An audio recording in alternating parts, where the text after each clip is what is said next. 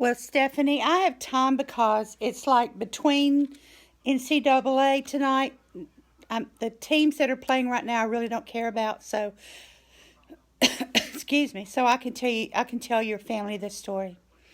Earl and Shirley were wonderful, loving, godly people. They were not members of our church. They belonged to the Holiness Church, but they were just the sweetest people. They'd help anybody at any time with anything. It didn't matter if you were homeless, if your house got burned out, if you just needed a place to stay, if your husband, was in jail because he beat you up. They'd take you in. It didn't matter. They lived in a double wide up in a place called Hollis, North Carolina, which in itself is infamous now. But anyway, so we were having Bible school, and we were taking our van around. Carol, my friend, and I were taking our van around the neighborhood just to say, would you like to come to Vacation Bible School? And so we pulled up on Earl and Shirley's house and got out and went. They had 5 children. Excuse me. So we figured that they would want to come. So they did. We went in and got them. And then Shirley says, do you all take babies? They had like a 5-month-old.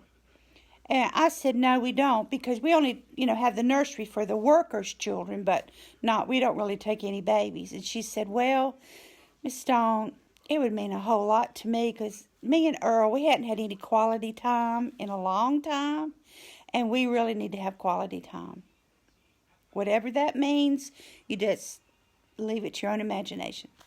And so, I said, okay, we'll have to go back to the church and get the baby carrier. Now, an important thing for you to know at this juncture of the story is that Earl and Shirley are bikers. They have bikes, and they both have long hair. They wear the T-shirts, they have the tattoos, they have the logo, all that. So that's important for you to know. So we go back to get the baby carrier, and when we go back to get the baby carrier, come back, and I'm just sitting, Carol and I are sitting in the double wide, just waiting, and up on the wall, there's a picture of Elvis in velvet, and there's a picture of the Pope, and John F. Kennedy, and Martin Luther King, and various other people, and I'm just really looking around. Now, if you have ever been with someone, talking to someone, and they've got like spinach in their teeth, you can't really... You don't want to say anything, but that spinach just gets your attention the whole time they're talking to you. Eventually, you'll say to them, by the way, you've got spinach in your teeth. Well, this particular time, Carol, my friend, says to Shirley, Shirley, is your hair moving? Your hair, something's about your hair. It looks like it's moving. And Shirley says, oh, yes. Well, Earl went out coon shooting, and he shot a possum, and he killed it. And it had 4 little babies in its pouch, and we felt so bad that we killed their mama. I'm keeping 2 in my hair right here behind my ears, and Earl's got 2 in his hair right behind his ears, and we're letting them just root there until they get big enough to be on their own. I go, oh, no, you don't. She goes, yeah, I did, Miss Stone. It's okay. You want to see it? She pulls it out of her ear, from behind her ear. It looks like a white rat with pink eyes and long whiskers. It is absolutely disgusting. Seeing it did not help me at all. And so then she puts it back into her hair, behind her ears, and, she got that long hair. She's just letting it stay there. And so Carol says, how do you feed it? She said, we went up to the DG, which is the Dollar General, got us a little baby doll bottle. We're putting milk in it, and then we're feeding it bugs or whatever we can find, that we think that they could eat. But really, we're just giving them milk till they get bigger. And I'm just like, I'm disgusted, but I'm also like, dear Lord, where do I live? And so then